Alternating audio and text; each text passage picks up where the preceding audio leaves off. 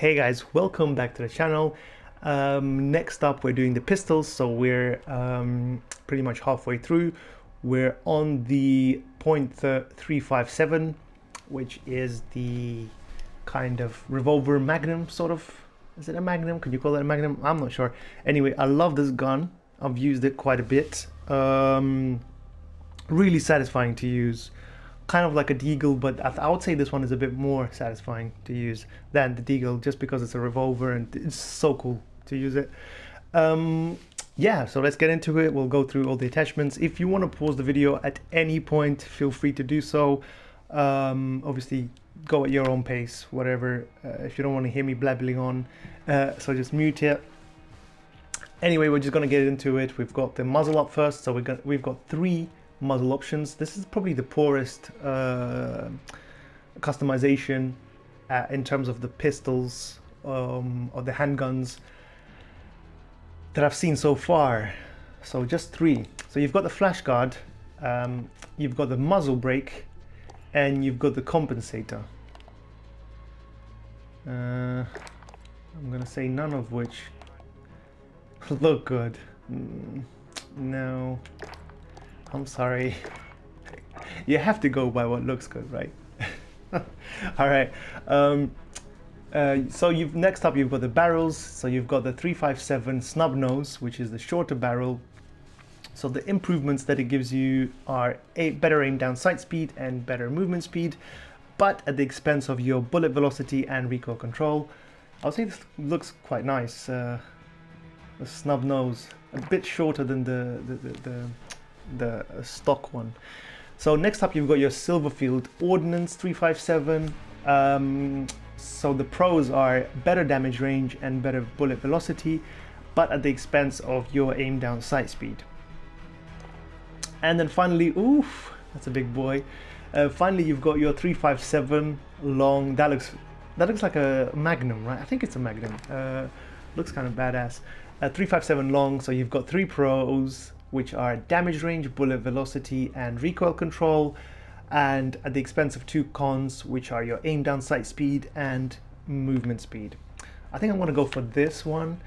This one doesn't look that bad either, but it's matte while the rest of the gun is shiny. I want to say, going by stats, this probably is the best one, although you are affecting your aim down sight speed, but if you can deal with that, I think this just looks badass. So next up you've got your lasers, the three typical lasers. You guys know about it by now. Yeah, there's not much to say here. Next up you've got your optics. Oh my god, 13, look at that, this is better. The 911 had and the X16 had only, I think, 3 scopes, right? Look at this, the Magnum, 13 scopes. So you've got your operator reflex sight, aim op reflex sight, corp. Oh my god, that looks huge. Oh my goodness, it's almost as big as the gun itself. Imagine if you put it on the snub nose. Can you even put it on the snub nose? I'm probably sure you can. Anyway, you've got your corp combat hollow sight.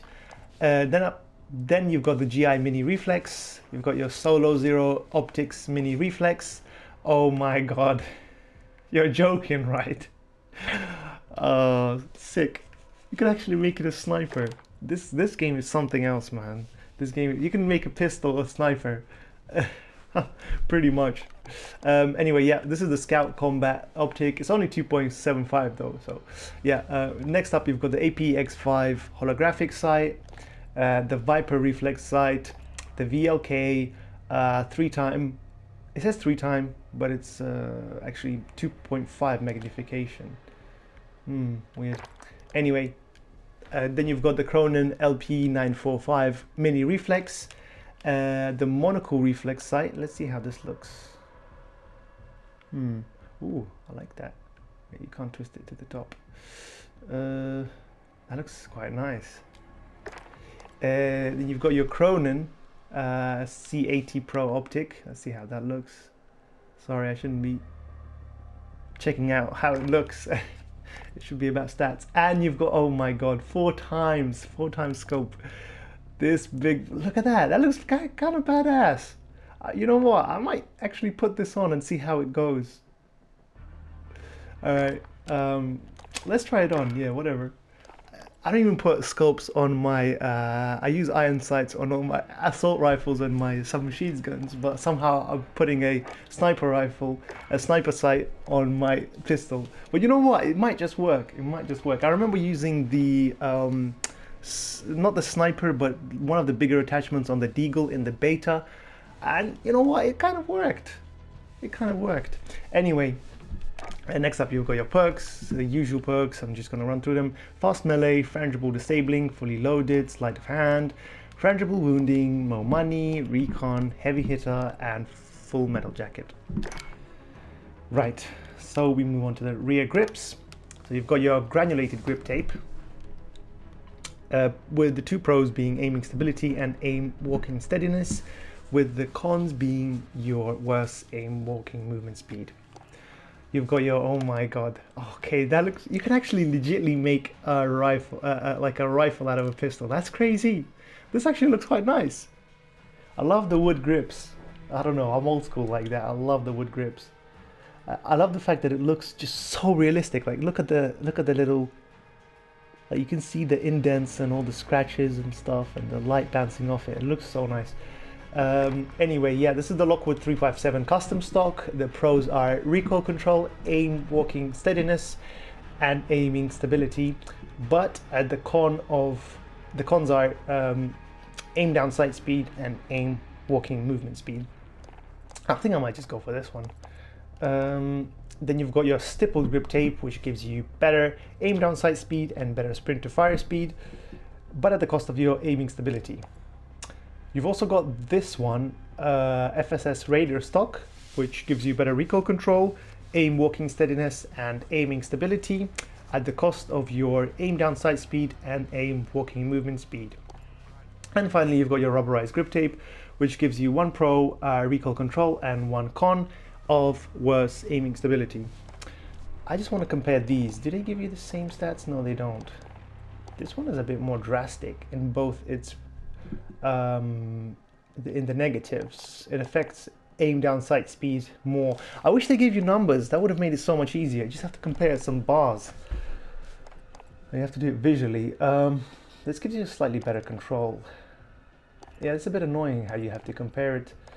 You know what? I think I'm going to go for this one. It looks really cool, and this one doesn't look that bad either, to be honest. But I think I'm going to go for this one. That looks so ridiculous, but come on. That looks really cool, right? I'm not the only one who thinks that, right? Oh, God. Right, ammunition, you've got Snake Shot. Gives you better damage radius, but at the cost of your damage range. We're not going to use this. And finally, you've got the trigger action. So you've got the lightweight trigger, which gives you better fire rate. You've got your heavy duty trigger, which gives you, did I list the, no, I didn't list the con, did I? It gives you worse aiming stability. Did I? I'm going crazy. I've been reading so much of these descriptions. I'm sorry if I make any mistakes, guys. Anyway, you've got your heavy duty trigger, which gives you two pros, better aiming stability and better aim walking steadiness, but at the cost of your fire rate. And you've got your, oof, that looks dirty. That looks dirty. I can't decide if that looks good. If that looks good or if that looks cheesy. Match grade trigger, which gives you two pros, fire rate and aiming stability at the cost of your hip fire accuracy. I don't know what to think of this one. I want to say it looks cool, but does it look a bit cheesy with the trigger, the pink trigger? I'm thinking about going for this one, which is your heavy duty trigger. All right, let's go for this one and let's finish the video. Thank you so much for watching. I'll see you in the next one. Subscribe and like the video. I really appreciate it. See you in the next one, guys. Bye.